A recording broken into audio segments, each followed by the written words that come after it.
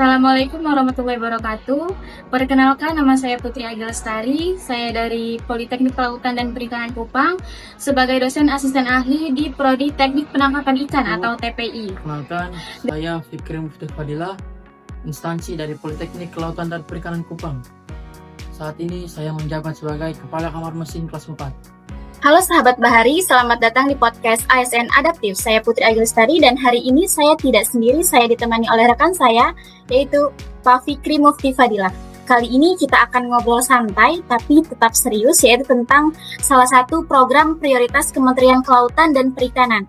Jadi di KKP itu kita ada 5 program prioritas KKP, di antara lain yaitu mengetahui memperluas kawasan konservasi laut, penangkapan ikan terukur berbasis kuota, mengembangkan budidaya air laut tawar payau yang berkelanjutan, pengelolaan dan pengawasan pesisir dan pulau-pulau kecil, dan yang kelima yaitu penanganan sampah plastik di laut.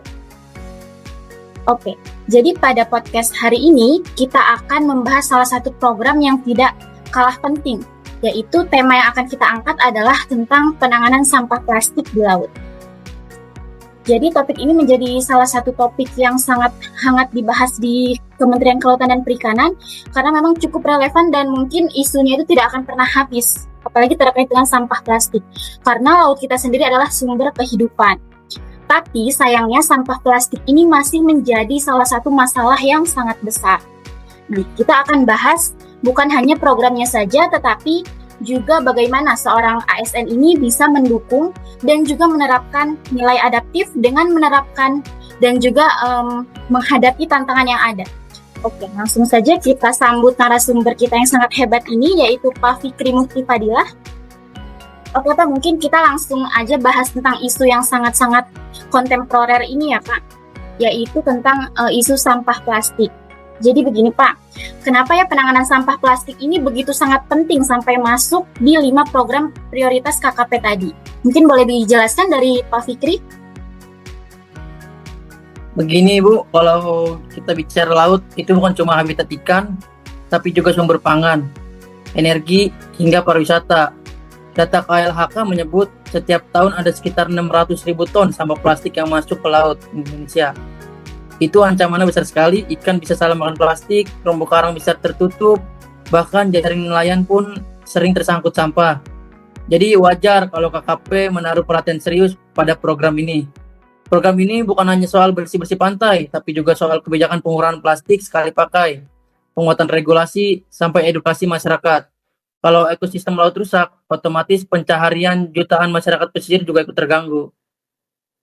Oke, benar sekali ya Pak. Jadi dampaknya ini memang langsung terlihat ke nelayan, pedagang ikan sampai dengan pariwisata.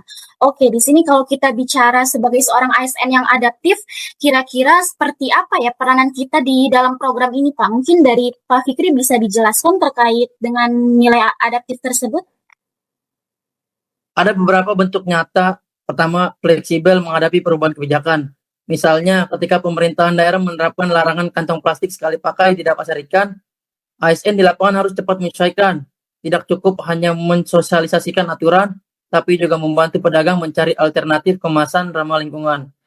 Contoh nyatanya di Politeknik Kupang, khususnya di daerah Kupang, ada beberapa ASN bekerjasama dengan koperasi nelayan untuk menyediakan tas jaring pengganti kantong plastik. Jadi kebijakan tidak berhenti di atas kertas, tapi ada solusi praktis. Yang kedua yaitu kreatif mencari solusi lapangan. Tidak semua desa pesisir punya TPA. ASN bisa mendorong inovasi lokal. Misalnya di Bali ada inisiatif EcoBrick, di mana botol plastik diisi padat dengan sampah, lalu dijadikan bahan bangunan sederhana. ASN bisa jadi fasilitator, menghubungkan masyarakat dengan lembaga yang bisa menyalurkan hasil EcoBrick ke proyek pembangunan. Kemudian yang ketiga itu ada cepat belajar teknologi baru. Sekarang ada aplikasi Bu namanya berbasis GPS untuk memetakan tumpukan sampah di laut. ASN yang adaptif harus mau belajar dan melatih masyarakat menggunakan aplikasi ini. Contohnya itu ada di Batam. ASN KKP bekerjasama dengan komunitas selam untuk memetakan lokasi sampah bawah laut. Kemudian datanya dipakai untuk menentukan titik pembersihan prioritas. Yang keempat ini responsif terhadap tantangan dan peluang. Misalnya ketika masyarakat pesisir antusias ikut aksi bersih pantai, ASN juga jangan hanya hadir sebagai pengawas, tapi ikut turun tangan, sekaligus menjadikan momen itu sebagai kampanye berkelanjutan. Contohnya di NTT setiap kali ada aksi bersih pantai, ASN KKP sekaligus mengadakan penyuluhan 3R, reduce, reuse, recycle. Jadi masyarakat tidak hanya bersih-bersih sekali, tapi paham kenapa harus mengulangi sampah plastik.